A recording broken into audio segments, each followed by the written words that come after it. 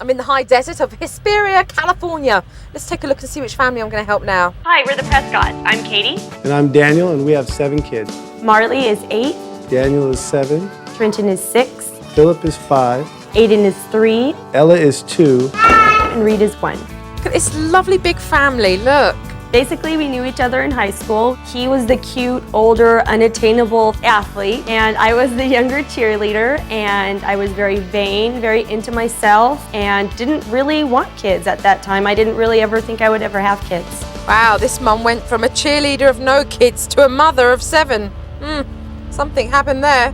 I'm an asphalt paving estimator. I work 5 days a week, and I leave Katie home with all the children to fend for yourself. Right? I stay home with all the kids. Daniel is our hard case. He's very aggressive. You know what? I'm not. Daniel was diagnosed with ADHD. Daniel, honey, I need you to come and take your pill. These parents need to learn more about their son's condition. Marley is our big girl. She's our helper. I have depended on her so much, just being my everything. Marley, can you go check and see if Reed is still in his bed? Marley, do me a favor. Marley, can you get Ella's shoes for me? And Mars, after that, could you grab Reed and you run out to the van? Could you run and put that in there? Marley, can you help him like I asked you? Marley, please. Look at this little girl, like a mini mum. And she's 8 years old. Handling the 7 kids alone during the day at home can be a great source of stress. Trenton, if you don't get off that counter right now, you're getting a butt whooping. When all of the kids decide to have a little moment all at once, it is extremely overwhelming.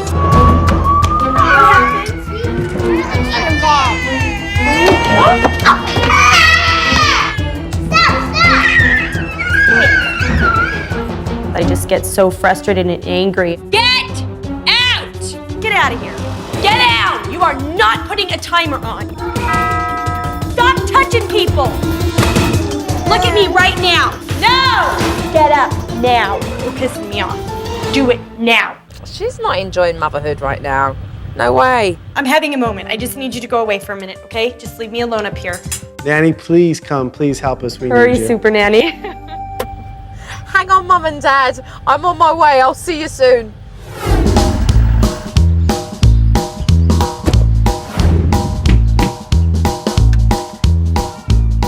Hello. Hello. Hi, pleased to meet you. I'm Jo. I'm Katie. It's nice to meet you. Come on in. Thank you. This is the biggest family that I've ever worked with, but I'm certainly up for the challenge of helping them. It's so good to have you here. Come on in. Thank you. Who have we got here? This is Reed. This is Reed. And how old is Reed? Reed is 1. It was definitely a big thing for me personally to have Jo see, you know, what it is to be the mother of 7 children and try to do it effectively. What's your name? Marley. Hi, Marley. Pleased to meet you. How old are you, darling? 8. 8. This is Daniel. Hi, Daniel. Hi, pleased to meet you. Jojo, how are you doing? Good. Good. Since Dad was at work, I really wanted to see Mum go through her everyday normal routine. What I'm going to do is I'm going to just watch how you run your own day, really. Okay.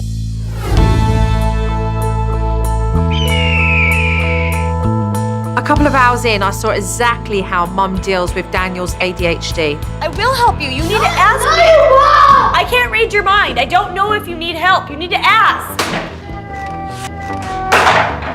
ADHD affects 4 to 12% of school-aged children. So this is an issue that many families are dealing with. Start doing it now. I need help! Children with ADHD have a chemical imbalance, which makes it really difficult for them to focus on tasks. Also, they can be really hyper and have a tendency to be very combative.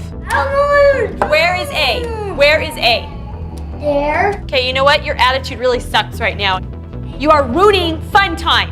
No! It's gonna take an hour, so what are we gonna do? Raising one kid with ADHD is tough enough, but then having to raise 6 others is a real handful.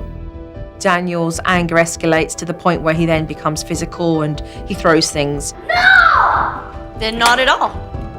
I hate you. Go to your room. Shut up! Go to your room. When I'm in the middle of disciplining a child, I feel like even though Joe is watching, I have to do what I'm doing.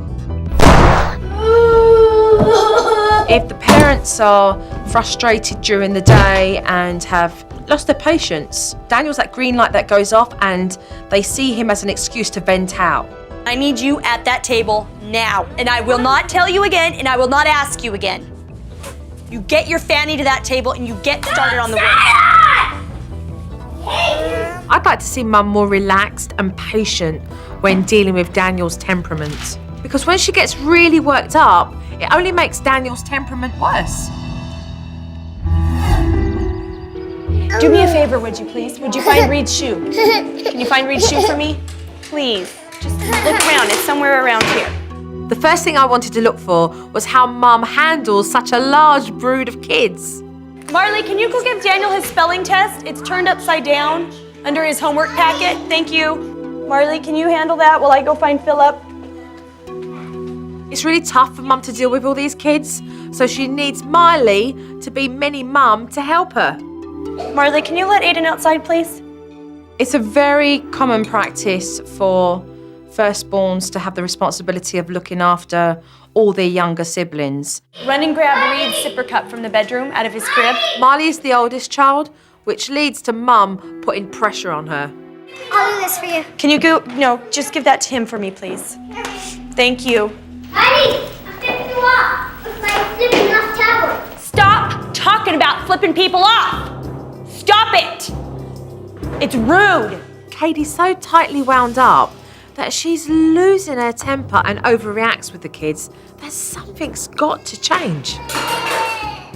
Stop it. What's going on? Whilst Katie was getting the kids under control, I was looking in her closet. I noticed all of the rah-rah stuff. I keep them.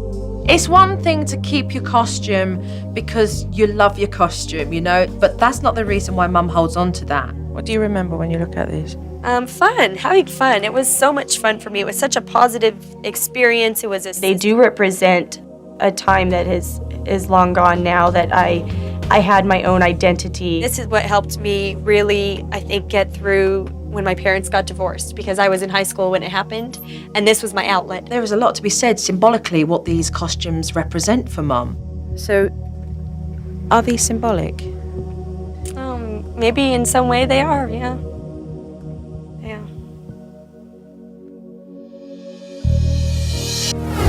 Talking to Katie about her cheerleading days made me realise how young she was when she started a family. I was interested to find out about Katie's childhood and what her relationship was like with her parents. You have a relationship with your mum and your dad now? Yes, I have a great relationship with my mom. She's one of my best friends. But your dad? I don't see him a lot. We have different views on his lifestyle, and so I don't. What's he is homosexual. Right. And so, you know, Daniel and I, even though we frown upon that lifestyle, we accept and love him, but it puts a strain on our relationship. Katie's father walked out when she was 13. She had felt betrayed and lied to because his truth of being a homosexual had come out. And that had shattered her family. The man in your life, your father, then chooses to leave. And the commitment with your mother is no longer there. But he didn't show commitment with you either, right? I feel the need to have my dad be an active part of my life and pursue a relationship with him. It was something that Daniel and I had discussed before, but there was always that, you know, restriction put on what I could allow, because Daniel wasn't comfortable with that, and that went against his inner, you know, beliefs as to what is right. And he's very much a black and white thinker. And so when he was gone, it was just, you know, the stress of trying to survive with my mom. And so we were just kind of left to, you know, pretty much fend for ourselves. The fun and the joy was gone. How much have you moved on from that? Not much. Okay. Talking about my dad and getting that issue out in the open was extremely excruciating for me to do, because that is not something that I normally talk about. Today was hands down the hardest thing that I've had to do in coming to terms with the whole situation. What do you miss? Having a dad. Katie's feeling really lonely and isolated as a parent, and emotionally, she's going through a lot of turmoil because her father left when she was very young, which is making her feel abandoned. You're not doing bad, are you? Family, 7 kids. You are committed to one another in your strength of providing for your children, and that goes beyond. But even when the tough gets going, you muster through and deal with it the best that you can. And that's what we're here to talk about. The best that you can right now is in a place that's not ideally good. Right. So the first thing that I do want to talk to you about, Katie, is the tall order that you give yourself every day. You are so hard on yourself that you create drama where it's not necessary. You're nodding there. Do you feel the same? Sometimes. I try to tell her that I think she's doing a great job when she tells me she thinks she's failing them, and I think she's doing a good job. You didn't even think about having kids and then made that decision to keep your husband happy because that's what he wanted. And the demands that you put on yourself are stopping your kids from just being kids. You know, I think your expectations for the kids are unrealistic. You know, let's talk about Marley. This little girl's carrying the weight of your problems and your problems on her shoulders. Too many.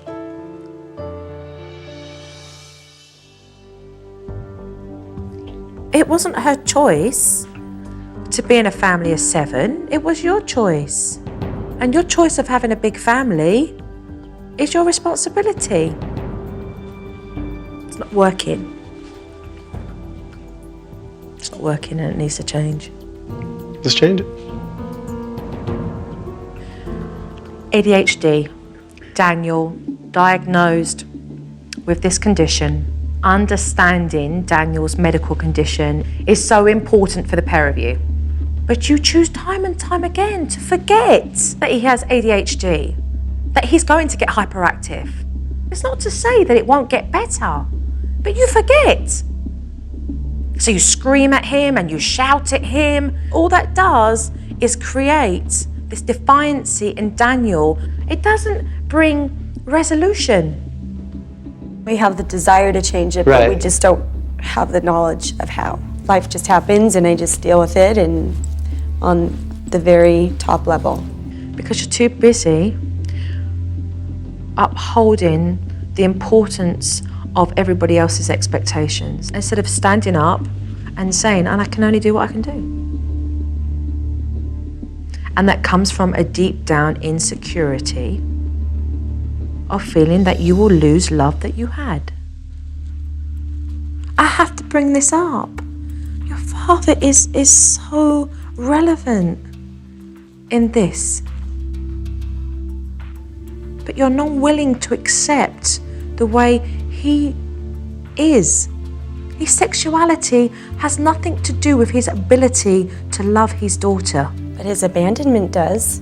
But if he's being pushed because he's being told that his sexuality does not belong in this home, then how can he make that bridge as well? You're torn. You're torn because you love your father and you want to build a relationship with him, but you seek permission from your husband to do that.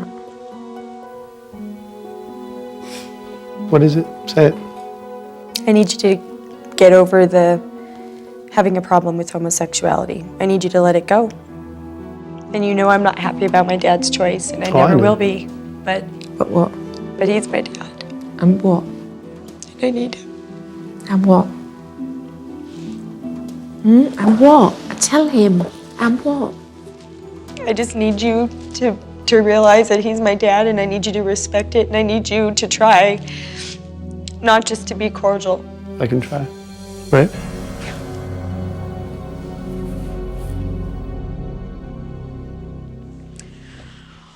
What is much needed in this house is fun. all right? We need two parents to get stuck in, hands-on, rolling on the floor with their kids and enjoying themselves. There's no reason why we can't really get going as soon as possible and change all of this. All right, so should we get working? Okay. Yes. Right, because we've done some here, but we've got a lot more to go. Okay. The next day I began teaching, and the first order of business was to convince Katie to take time out for herself, which isn't easy when you've got 7 kids. So I came up with a tall order chart to give her ideas about what she can do to limit her stress. Have a break. There are so many times I see you looking for things to do instead of recognising that you should be giving yourself permission just to step down and just chill. Okay. All right? Play, play, and play. All right? I want to see you do that. Enjoy the time that you have with the kids. Okay. And have fun. Be imaginative with them. Jump into their world. And that's enough. That's all your kids want, right? Yeah. Let's have fun. When Jo brought the tall order list with her, I looked at it and I thought, okay, these are things that I think I can do.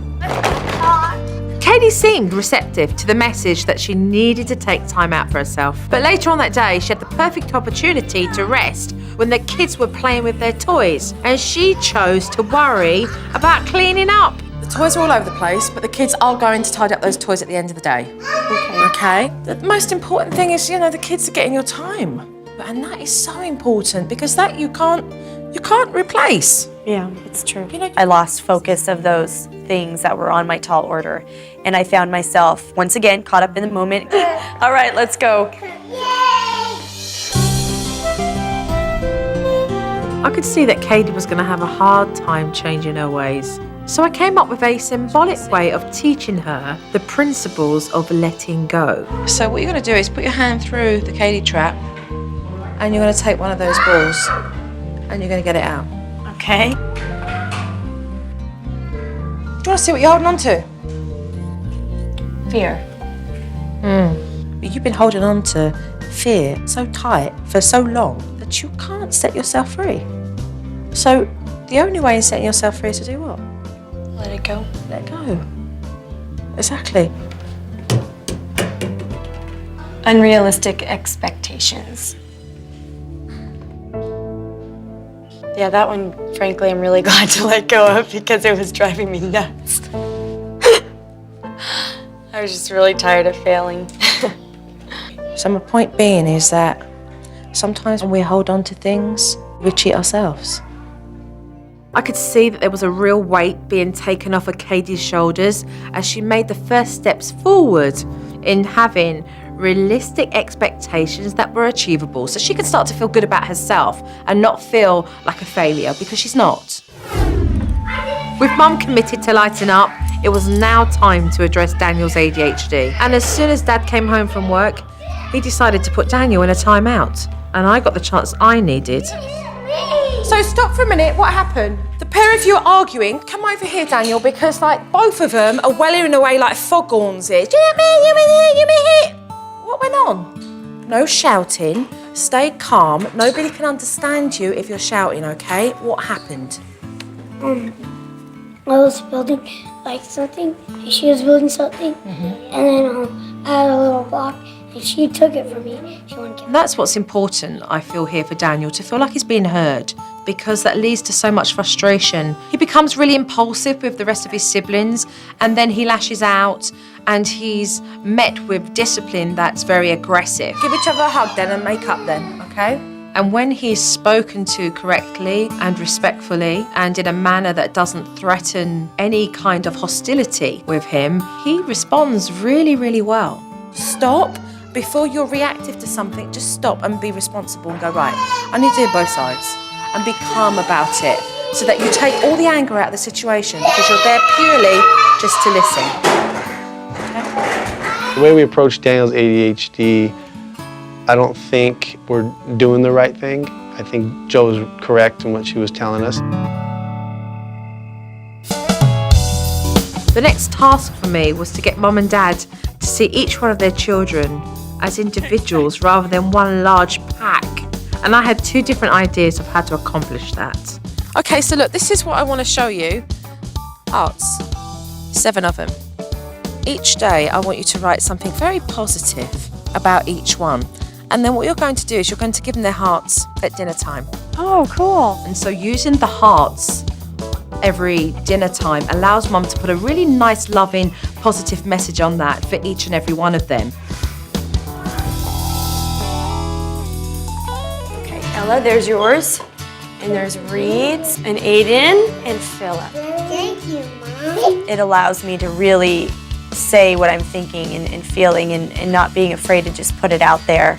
Strictest, you were very responsible today. Here says, Philip, you were very helpful today. Thank you. I love you, Mom. Because you were a good helper. I like the hearts because it makes us feel better about ourselves when our mom gives us good comments and stuff. Aiden, you are so fun to play on the swings with. And Reed says, Reed, I am so proud that you said lizard today. I love you, Mom. Yeah, that's a big deal for him to say things like that. To hear that on a daily basis is going to be so good for their hearts and their little souls.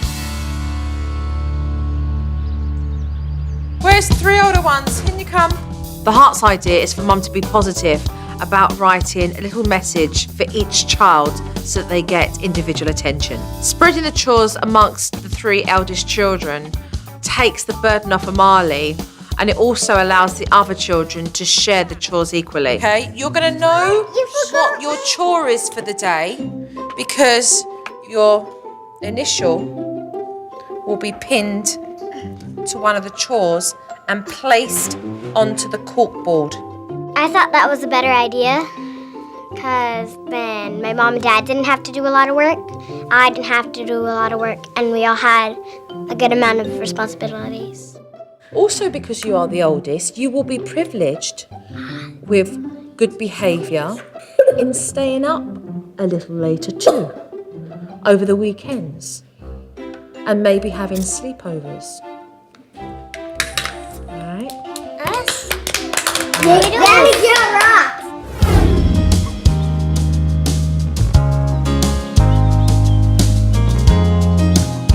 I find it absolutely bizarre that Katie has been here for a year and hasn't even met any of her neighbours. And so I thought I'd venture outside her own doorstep and start to make some neighbour friends myself. These are your neighbours. Hi guys, nice to meet you all. Oh my gosh, I hold on to my old neighborhood and the way we had it so much so that I really fight against making friends here. This lady's been living here for a year and still hasn't met any other mothers. As you can see, these are all mothers. It really showed me that, you know, there is a community, and sometimes it just takes one person willing to step out of their comfort zone and say, hey, you know, let's be friends. Yes. That's so funny. Well, come on in and make yourself at home. So, Katie, this is for you, mum to mum.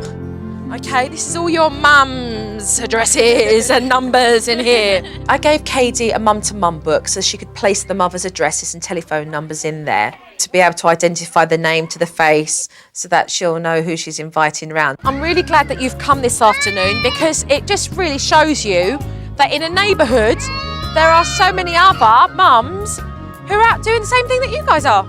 It is challenging when you're at home with your kids. You want to know that you can pick up the phone and say, hey, this is going on today. What's your advice? And to be able to support one another. And that really is crucial. Keep in touch with one another, ring one another, support one another. You're all women raising children.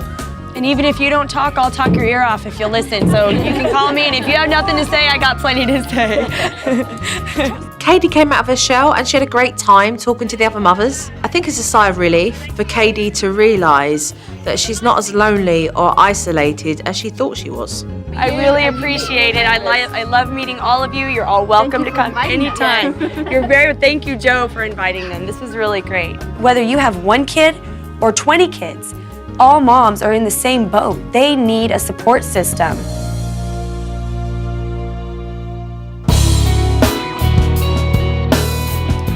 It is time for me to go for a few days only, but in those few days, remember everything that you have in this house works for you and it's there to serve you, so take ownership of it. It's very easy to do the things that, your teacher teaches you when they're standing over your shoulder. But when that teacher leaves the classroom, it's basically up to the student. Bye. Katie and Daniel are going to have their hands full with the new techniques, but I hope they do a good job in remembering what I've taught them, because when I get back, I plan on them both speaking to Katie's dad. The Prescotts have spent 3 days without me, so it's going to be interesting to see if they've held their own. How have you been? Doing well. Yeah. So as you can see, we've got some clips here, and we're going to take a look at the first one. And that's all about Daniel and his behaviour and timeout and how you guys have addressed Daniel's ADHD and your approach to that, because that was definitely something that needed to be improved.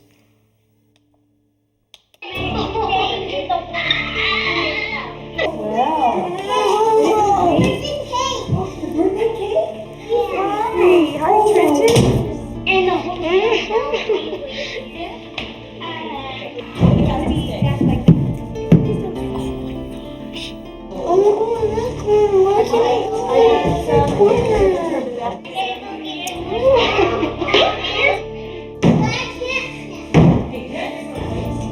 Son, you can come out of the corner whenever you're ready to. This won't be never. Alright. Oh, because you're so big. I don't want to be quarterback, the baddest player in the world again. Can I talk to you in my bedroom? Come on. We do not want you to get upset. That's what we're here for. We're here to help you. I'm angry because I keep messing around and it turns into a fight and I keep getting in trouble. Do you want to change that? Yeah. Jade, if you did that, make me real proud of you. Okay? I love you. I'm going out of control and keep getting out of control. Okay. I always forgive you, right? Daddy loves you. That's nice. That's really nice to see. Look, you're choking watching that. I can see all your eyes welling. Right. Yeah, it's choking though to watch, isn't it? You feel a bit like when you watch it, It's tough to see him being so angry too. Let's be real here, Daniel. You're still learning how to compose yourself and not get wound up by Daniel when he kicks off. It really is about your own temperament, because you'll feed into that banter or you won't. And learning to step outside your own box and have more self-discipline is what brings you to the point of being able to execute this discipline with Daniel in a successful way. I think that the way we're dealing with it now, there's a light at the end of the tunnel. Yeah. I think we have It's way better. we have a chance now with him, whereas before I felt like it was hopeless. It was getting worse, not better. Well done, Daniel. Well done. Well done. Thank you. Okay, so are we ready to see the next bit here, which is all about chores? Let's take a look. And make sure, put them in sticking up. The sharp knives, put them in the back and put them down. Okay?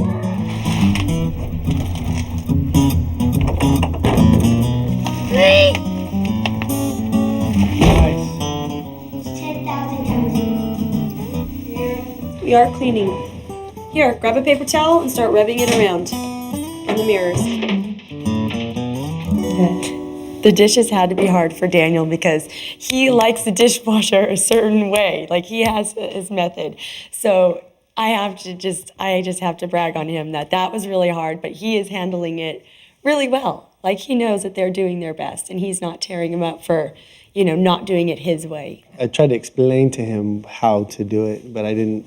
I just let him do it. Yeah. Kept my hands off, tried to at least. And the fact is, he's doing it, Right. And that's what's important here. Okay, let's move on to the last but not least. Yes. This is the clip about the hearts and the children. So let's see how well we did with our consistency here. Something else? Marley, Here. I want to talk to everybody about something that Joe said. Come here. Okay. Listen. I really want to do our family circle tonight. Okay. And I want to do our hearts. Okay. Okay? No running. No yelling. Okay. Show me your not calm face. Okay. Now show me your calm face. Now what do we need to do right now? Which face? So show me the face you're going to do for the rest of the night.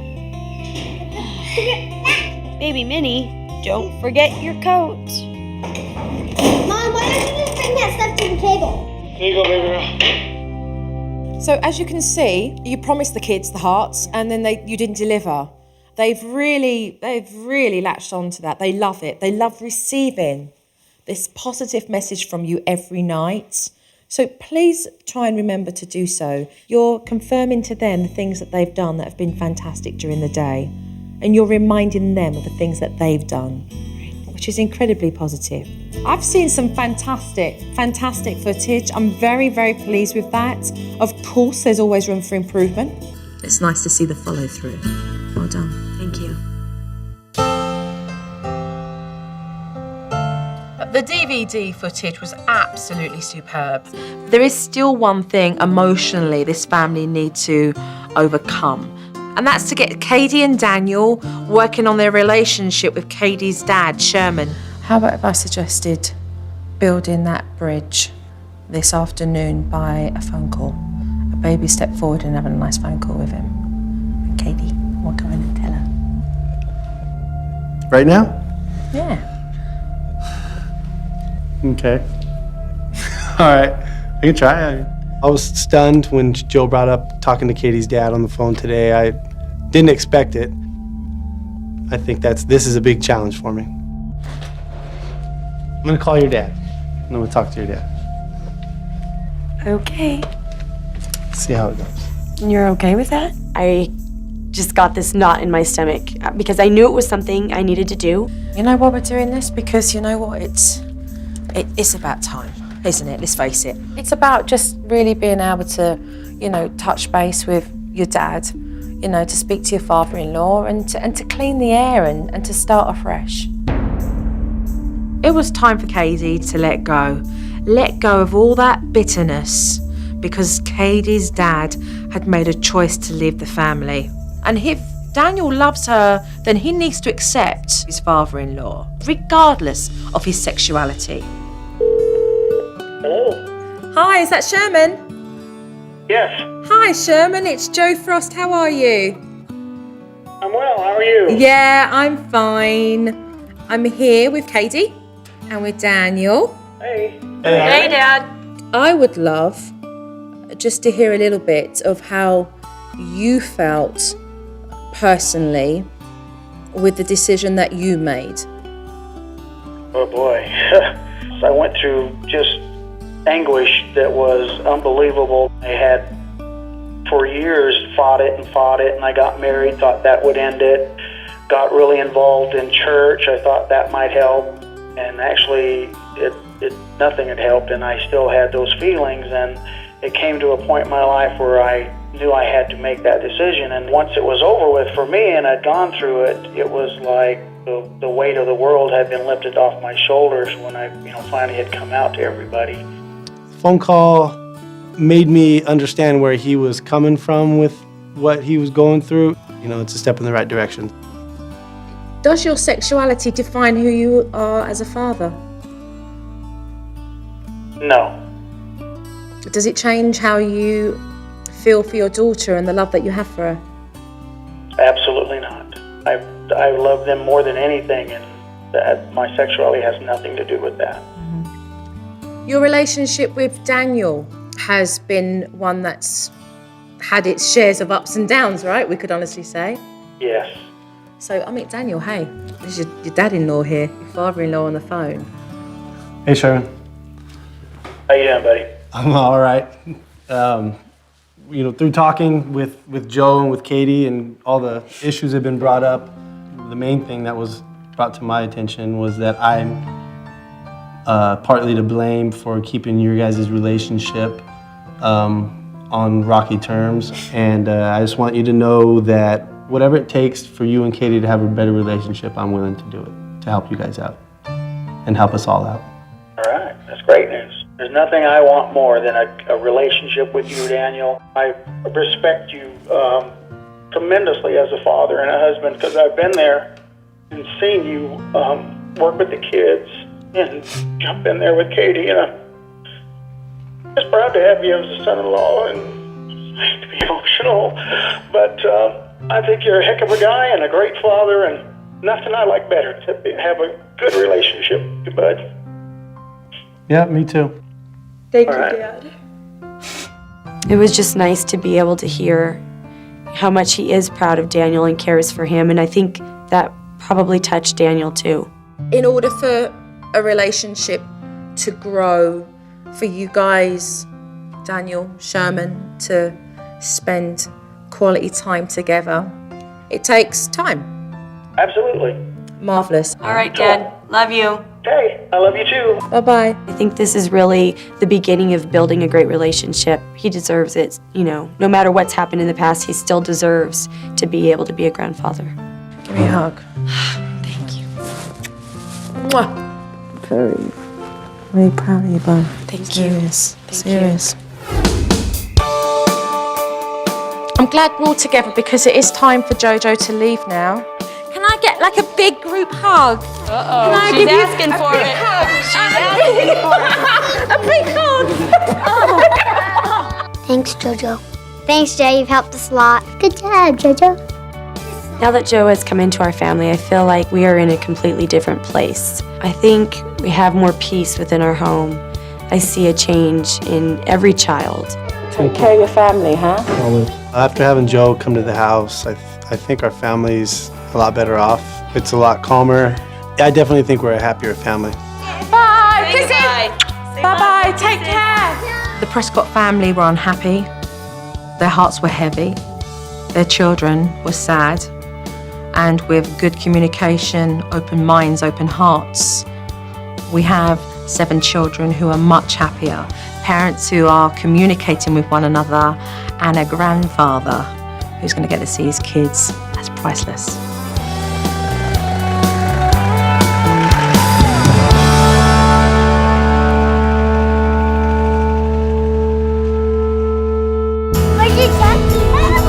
They're over here. We're gonna go set our stuff down and then we'll go see the ducks. I just feel like so many weights have been lifted off of me. It's put me in such a peaceful place inside. I don't have any food right now. The main reason I started this whole thing was because Katie needed it. And along the way, I found a lot of stuff for myself too. I wasn't expecting to, but I did. Stingy, yeah? Yeah. I want one with dip. With dip. I'm no longer having these thoughts running through my mind at the end of the day of all the things that I haven't accomplished. I go to bed with this sense of pride in what I've accomplished with my kids that day, and it gives me a great hope for the future. So what happens when we run out of grapes? They come looking for them. No. I see my family changing since Joe has got here. Yeah, throw whatever. I don't know what they're gonna eat, but talking about my dad and resolving that with Daniel was like somebody just literally lifting a weight off of me. I feel like there's hope now.